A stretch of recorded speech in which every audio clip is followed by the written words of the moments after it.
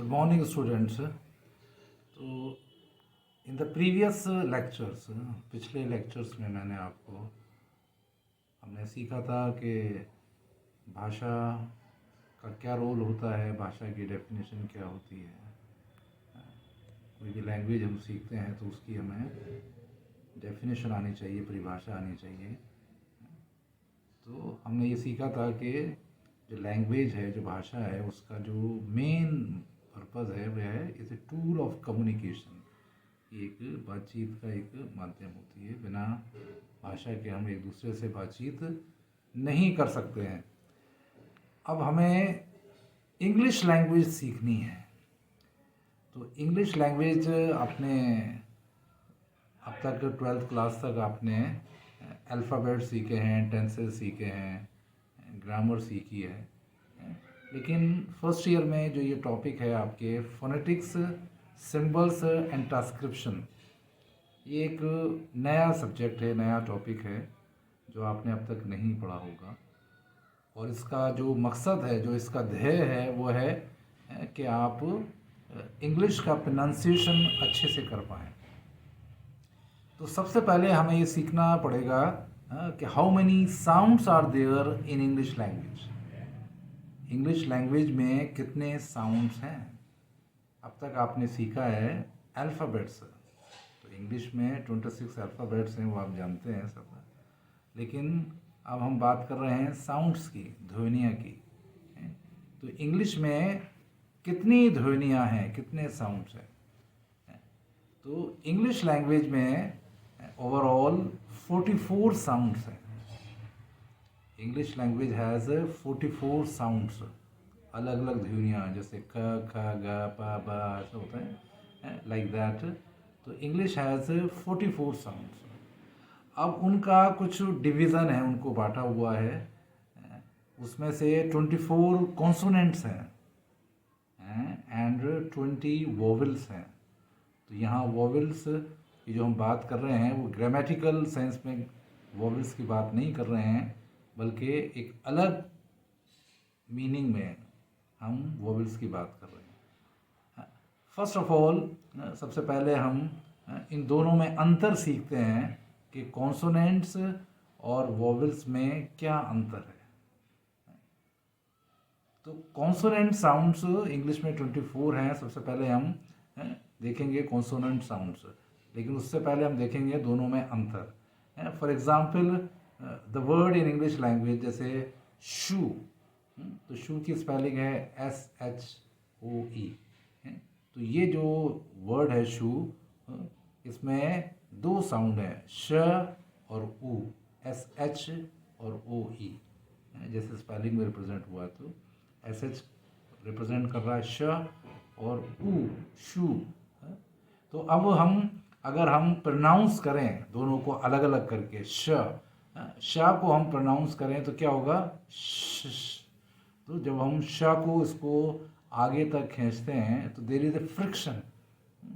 हम जब इसको आगे, इसको आवाज़ को बढ़ाते हैं, जैसे श, तो फ्रिक्शन से आवाज़ आती है और आगे जाके ये आवाज़ अपनी अस्तित्व को, अपने एग्जिस्टेंस को खो जाती है। श नहीं होता बल्कि आ हो जाता है। लेकिन शुरू में श फ्रिक्शन से निकलता है। तो ऐसे साउंड्स जिसके बोलने में थोड़ा सा फ्रिक्शन होता है, थोड़ा सा घर्षण होता है, फ्रिक्शन का मतलब घर्षण होता है, तो उसको हम बोलते हैं कॉन्सोनेंट साउंड्स। इसके विपरीत वोवेल साउंड देखें, जैसे ऊ वोवेल है तो ऊ, तो आवाज़ बिल्कुल स्मूथली निकल रही है। जो साउंड प्रोनाउंस हो रहा है उसमें किसी भी तरह का घर्षण या फ्रिक्शन नहीं है। तो ऐसे साउंड जो बिना किसी फ्रिक्शन के, बिना किसी घर्षण के निकलते हैं, जिनका उच्चारण किया जाता है, वो कहलाते हैं वोवेल साउंड्स। और जिनके उच्चारण में थोड़ा सा फ्रिक्शन होता है और फिर वो आगे चल के अगर उनको प्रोलॉन्ग करते हैं, खींचते हैं, तो वो ख़त्म हो जाता है, उनका अस्तित्व ख़त्म हो जाता है। तो ऐसे साउंड को हम कॉन्सोनेंट साउंड बोलते हैं। तो इंग्लिश में 24 कॉन्सोनेंट साउंड्स हैं। तो 24 कॉन्सोनेंट साउंड्स को हम अलग अलग तरह से देखेंगे। तो कॉन्सोनेंट साउंड्स को जब हम प्रोनाउंस करते हैं तो उसमें दो चीज़ें बड़ी ध्यान देने की हैं। तो पहली चीज़ है प्लेस ऑफ आर्टिकुलेशन। पहली चीज़ है प्लेस ऑफ आर्टिकुलेशन, कि उसके उच्चारण में कौन कौन से माउथ ऑर्गन काम कर रहे हैं, कौन कौन से माउथ ऑर्गन यूज़ कर रहे हैं। मैंने एक प्रीवियस लेक्चर में आपको माउथ ऑर्गन्स के बारे में भी डिस्कस किया था और उसको काफ़ी डिटेल में आपको माउथ ऑर्गन्स के बारे में मैंने बताया था। हाँ, तो जो प्लेस ऑफ आर्टिकुलेशन में यही है कि उस जगह में कौन सा एक्टिव आर्टिकुलेटर है और कौन सा पैसिव आर्टिकुलेटर है। एक्टिव एंड पैसिव का क्या मतलब हुआ कि कौन सा पार्ट इनिशिएट कर रहा है, शुरुआत कर रहा है, और कौन सा पार्ट कोऑपरेट कर रहा है। फॉर एग्जांपल जैसे हम इंग्लिश का वर्ड या एक साउंड को देखते हैं पा, जैसे पी होता है उसको हम साउंड में देखें तो ये होगा पा। तो जब हम पा को प्रोनाउंस करते हैं तो आप देखें कि हमारे दोनों लिप्स काम कर रहे हैं उसमें, ठीक है ना, दोनों लिप्स काम कर रहे हैं। लेकिन अगर हम ध्यान दें तो आप देखेंगे कि पा, जब पा बोलने में जो आपका लोअर लिप है वो इनिशिएट कर रहा है और अपर लिप उसको कोऑपरेट कर रहा है। जब हम पा साउंड बोलते हैं तो क्या होता है कि जब लोअर लिप अपर लिप की तरफ जाता है, अपर लिप ऊपर से आता है, तो जो इनिशिएट कर रहा है जो आर्टिकुलेटर, जो ऑर्गन, उसको बोलते हैं एक्टिव आर्टिकुलेटर, और जो उसको सपोर्ट कर रहा है उसको बोलते हैं पैसिव आर्टिकुलेटर। तो एक चीज़ तो ये हो गई कि कोई ध्वनि, कोई साउंड को उच्चारण में, प्रोनाउंस करने में तो ये ज़रूर देखा जाता है कि प्लेस ऑफ आर्टिकुलेशन, कि वो कौन कौन सी जगहें हैं कि जो उसमें सहयोग कर रही हैं। और दूसरा है मैनर ऑफ आर्टिकुलेशन, कि वो किस तरीके से उनको हम उच्चारण कर रहे हैं, उनको प्रोनाउंस कर रहे हैं। जैसे आपने देखा पा, तो जब पा साउंड हम बोलते हैं तो आपने देखा कि दोनों लिप्स आपस में मिल जाते हैं कुछ क्षण के लिए, for a moment both lips are tight, हमारे दोनों लिप्स बिल्कुल बंद हो जाते हैं, और उसके बाद हम जब बोलते हैं तो पा साउंड निकलता है, जैसे पा, और उसी तरह से बा। तो ये क्या है, दोनों बाइलेबियल साउंड है, हमारे दोनों लिप्स काम कर रहे हैं इसमें।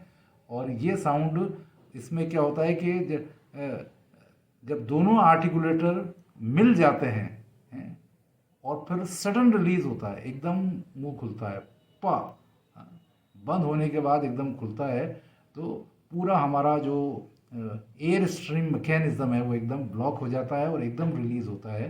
तो ऐसे साउंड को हम क्या बोलते हैं, प्लोसिव साउंड।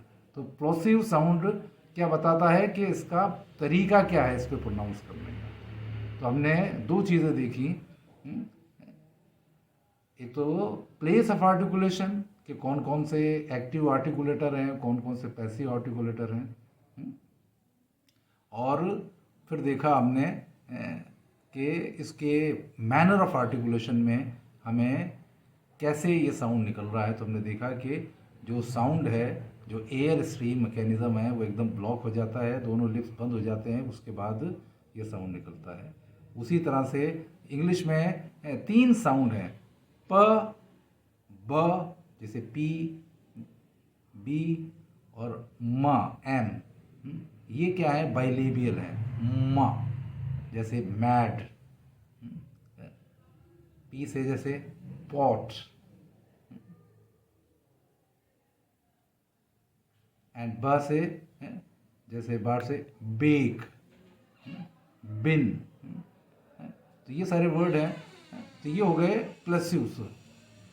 और उसके आगे हम देखें 3 साउंड हमने देखे जो क्या हैं, बाइलेबियल हैं, जिसके दोनों लिप्स एकदम एयर टाइट हो जाते हैं, फिर रिलीज होता है, और फिर एकदम रिलीज होते हैं वो, तो उसको बोलते हैं बाइलेबियल प्लोसिव। तो इनकी डेफिनेशन ये हो जाएगी, बाइलेबियल प्लोसिव। 3 साउंड हमने देखे, प, ब एंड म।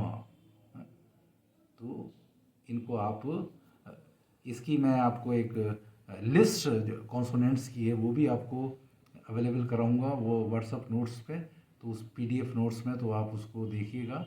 तो अभी हमने 3 साउंड देखे हैं, प, ब और म। हाँ, तो ये तीनों क्या है? Bilabial. Bilabial means both the lips are tight, जिसमें इन तीनों ध्वनियों के बोलने में हमारे दोनों लिप्स इम्पोर्टेंट रोल अदा कर रहे हैं। और उसमें इनिशिएटिव किसका है? लोअर लिप का, नीचे वाले होंठ का, और ऊपर अपर लिप उसको सपोर्ट कर रहा है, तो इसको बोलते हैं बाइलेबियल। और प्लोसिव इसलिए बोलते हैं क्योंकि जो एयर है वो हमारे माउथ में एकदम फिल हो जाती है, भर जाती है, और उसको सडन रिलीज होता है, इसलिए उनको बोलते हैं प्लोसिव। तो ये 3 साउंड हुआ है, प, ब एंड म। ओके, आने वाले लेक्चर में मैं नेक्स्ट में आपको और आगे के कॉन्सोनेंट साउंड्स के बारे में बताऊंगा, और आप जब मैं पीडीएफ नोट्स देखूं उससे भी इसको कोरिलेट मिलान करके आप उसको देखते रहिए। Thank you.